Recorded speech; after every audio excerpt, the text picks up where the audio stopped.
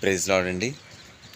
యేసుక్రీస్తు వారు ఆయన శిష్యులతో ఎప్పుడు ఇలా చెప్పారు, నేను చెప్పినది మీరు చేయుడి, నేను మీతో ఏం చెప్తానో అది చేయుడి అని చెప్పారు.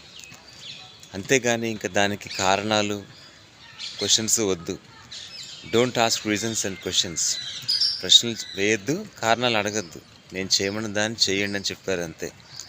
అందుకని మన జీవితాల్లో అవిశ్వాసం అనేది ఏలుబడి చేస్తుంది. ఇది జరుగుతుందా, ఆ కార్యాన్ని నేను చూస్తానా, ఆ గొప్ప పని నాకు జరుగుతుందా, ఆ దీవెన నాకు వస్తుందా అని ఎన్నో క్వశ్చన్లు, ఎన్నో కారణాలు వెతుకుతూ ఉంటాం. ఇవి వెతుకుతాం కానీ దేవుని యొక్క కృప, దేవుని యొక్క విశ్వాసం, దేవుని యొక్క రక్షణ ఆనందాన్ని, ఆయన ఇచ్చే దీవెనల గురించి మనం ఆలోచించం. అందుకనే మన జీవితాల్లో చాలాసార్లు దేవుని యొక్క ఫలింపు ఉండటం లేదు. అందుకని దేవుడు చెప్పినట్టుగా మనం చేసినట్లయితే దేవుడు గొప్ప కార్యాలు చేస్తారండి. కానా విందులో కూడా ద్రాక్షరసం అయిపోతే ప్రభువా ఏం చేయాలంటే ఈ బాణలను నీటితో నింపండి అని చెప్పారు. వాళ్ళు అనుకుంటున్నారు ద్రాక్షరసం అయిపోతే మరి బాణలు నీటితో నింపమంటున్నారు ఏంటి, అసలు ద్రాక్షరసం కదా కావాల్సింది, నీరు ఇస్తున్నారేంటి, నీరు పోయమంటున్నారేంటని వారు ఎప్పుడైనా ఒక్క మాట అయినా అన్నారా శిష్యులు?